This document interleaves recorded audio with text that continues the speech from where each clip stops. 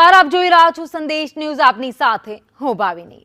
મહત્વના સમાચારથી શરૂઆત કરીએ. પેટા ચૂંટણીનો જંગ આ વખતે રસપ્રદ રહેવાનો છે. ત્યારે વિસાવદર પેટા ચૂંટણીમાં પ્રચારનો ધમધમાટ શરૂ થઈ ગયો છે.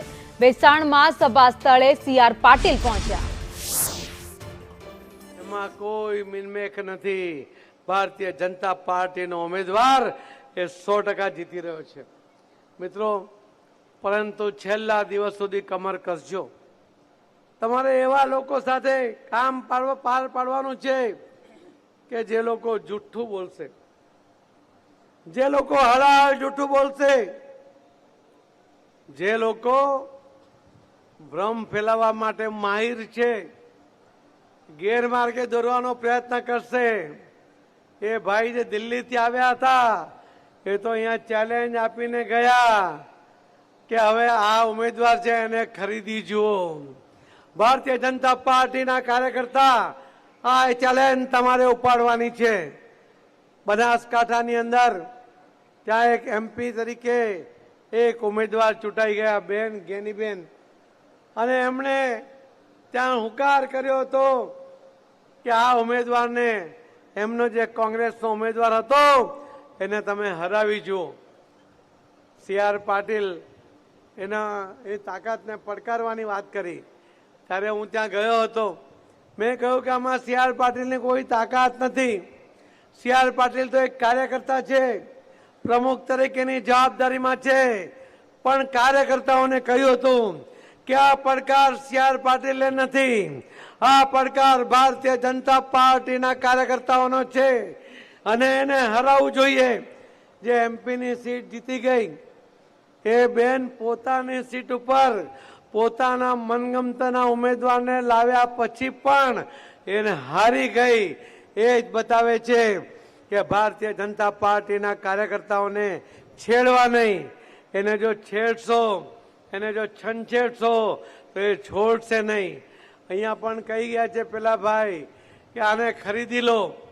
ભારતીય જનતા પાર્ટીના કાર્યકર્તાઓ તરીકે હું આપને આહ્વાન કરું છું કે તમે પડકાર કરો કે ભાઈ દિલ્હીથી આવીને ગયા છો, તમારો જે હતો આગલો એને તો તમે સાચવી નહીં શક્યા.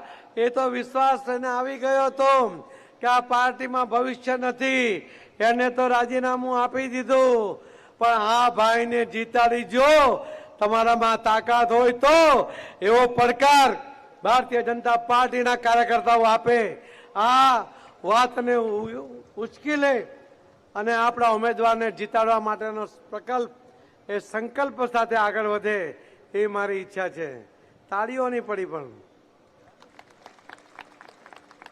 જેને લાગે છે કે આ પડકારને ઝીલી લઈશું એ બધા એક સાથે તાળી પાડો. અરે આ તમારા ઘરમાં આવીને તમને ચેલેન્જ કરી ગયો છે, જેને પોતાના ઠેકાણા નથી, જ્યાં ગુજરાતમાં 136 સીટ ઉપર ડિપોઝિટ ગુમાવી છે, જેના 5 જણા ચૂંટાયા હતા ને એમાં એમનો એક પણ મૂળભૂત એનો કેન્ડિડેટ નહોતો. ચૈતર વસાવા એ તો બીજી પાર્ટીમાં હતો, એને ભાજપમાં ટિકિટ જોઈતી હતી, ના મળી એટલે ત્યાં ગયા અને ભાઈ ચૂંટાયો. ભાવનગરનો પણ તમને ખ્યાલ છે, બોટાદનો પણ ખ્યાલ છે, તમને વિસાવદરનો પણ ખ્યાલ છે કે ભારતીય જનતા પાર્ટીનો મહામંત્રી એ પણ કાર્યકર્તા હતો. આજે ચૂંટાયા છે એ એમના વિચારધારા પર નથી ચૂંટાયા, એ પોતાની તાકાત પર ચૂંટાયા હતા. પણ હવે ગુજરાતની પ્રજા ત્રીજી પાર્ટીને જીતાડવા માટે ક્યારેય ટેવાયેલી નથી. એનો ઇતિહાસ એવું કહે છે કે ત્રીજી પાર્ટી માટે અહીંયા ક્યાંય કોઈ સ્થાન નથી.